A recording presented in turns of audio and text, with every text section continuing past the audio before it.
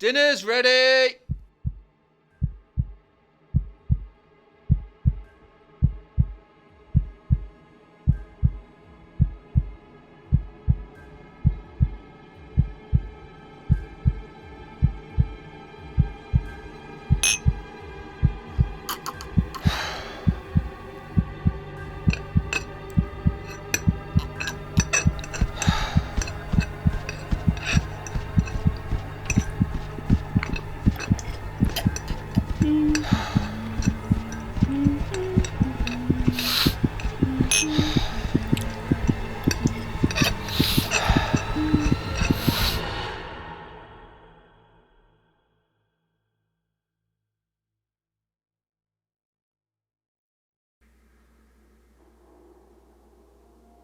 It's a disorder of decreased tolerance to specific sounds, or it can be stimuli associated with such sounds.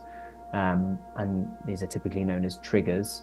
And they're experienced as being unpleasant or distressing and evoke very strong negative emotions and a physiological reaction usually as well. A condition in which certain trigger noises cause intense pain. Sometimes it's anger. For me personally, I get extreme emotional responses. I get annoyance, I get frustration, I get disgust. And I also get a lot of physical symptoms, like I get pain in my ears, I get a headache. It is more than just feeling annoyed or, more than just a strong emotion towards a certain sound. A neurological condition that affects the way that you react to sound. It kind of feels like someone else is kind of taking control of you. That can be a very difficult thing to deal with.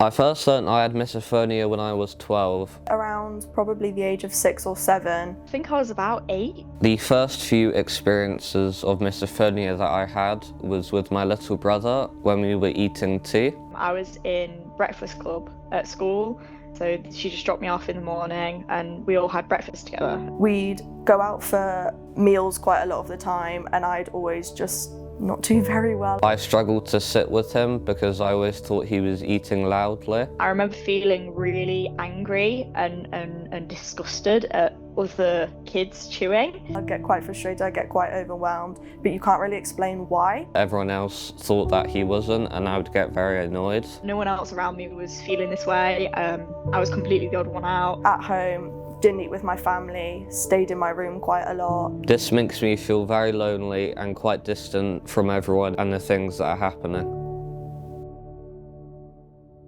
Misophonia has really affected our family life. Since Eddie's condition really progressed at age 12, life has dramatically changed for us as a family. I'd say it's made my relationships very strained, especially at the start, trying to figure everything out with my mum. I definitely blamed her for a lot of stuff that wasn't her fault. My parents didn't know what was happening. They thought I was just being disrespectful and rude. They told me off for being disrespectful. It's definitely made having just a normal relationship difficult. Things that you used to take for granted, you just can't do anymore. Being in the same room all together is very, very difficult, which before you would never even think of for a second.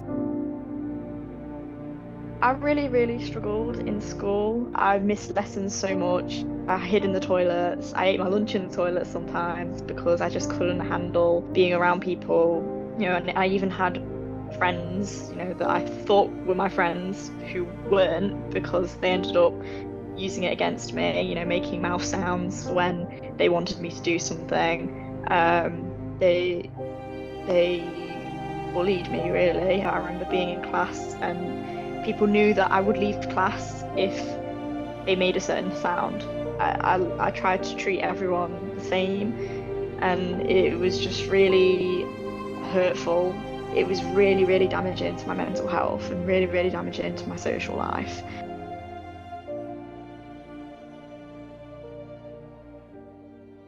The kind of coping strategies that people might be using and might continue to use, because it's not just about sort of toughing out, sitting and tolerating sounds, I suppose find ways to be with sounds a little easier. And so that might be about choosing to play music whilst people are eating, or put some headphones or earbuds in whilst they do a particular piece of work if there is something that's very distracting. Pretty much always having my headphones in. I pretty much literally live with them in at school. I don't take them out. 24/7. I wear these headphones. There's not a moment that I don't have them on. You know, you can walk through the corridor and there could be 50 different trigger noises. Like, it's very overwhelming. It was a very triggering place. When people are using or feeling they have to use coping techniques like that to the degree that they might be wearing headphones sort of all day, then of course they might want to consider having some kind of talking therapy, CBT,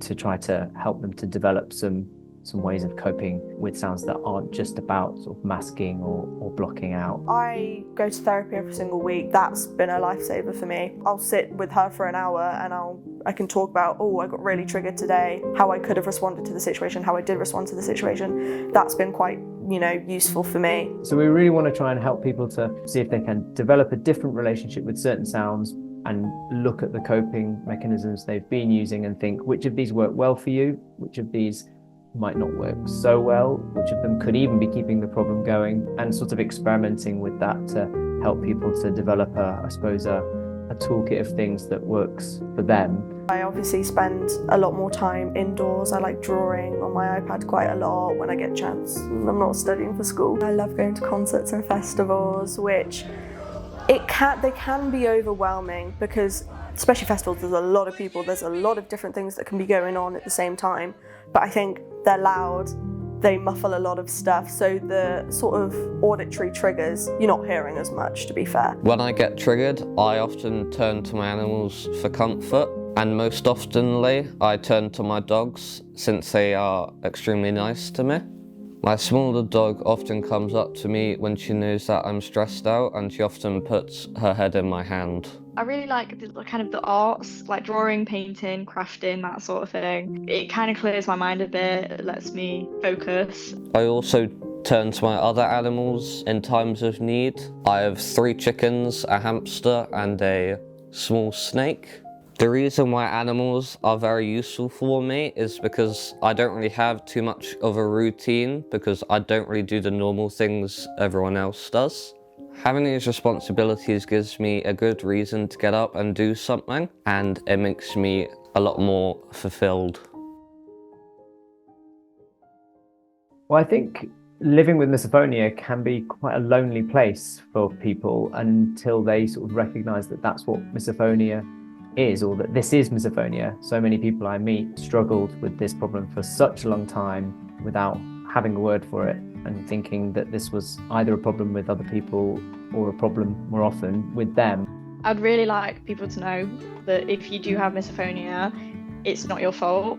You might struggle, you might feel guilty, but you can't let that guilt consume you. Even if you don't think that you feel guilty about, having misophonia, because at the end of the day, it's not our fault, eventually it does kind of wear you down, because you see the effect it has on people around you, and sometimes you're not in the mind space to kind of be taking note of that and to be thinking about that. It's not your fault if this is something you're experiencing, whilst probably you already know this, that it's not other people's fault either, and it's really tricky for you and others to kind of manage these situations. Empathy and patience are the biggest attributes that you can bring to someone who is suffering this condition. Tell the people around you about it. You're not crazy. There will be people that understand.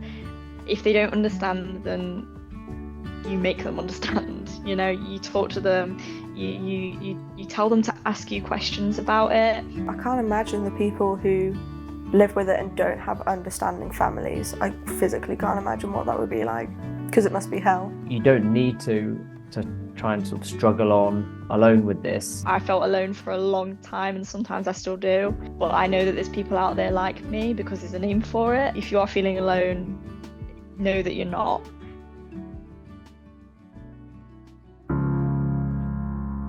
There's self-help materials both on the So Quiet website, or there's the book Sounds Like Misophonia, which is a really amazing self-help book, which everybody I've sort of recommended that to has really got a lot out of it, and contains loads of amazing information there, both about misophonia, but also about how you can start to work on it yourself to use some of the techniques and strategies to improve how you cope with it.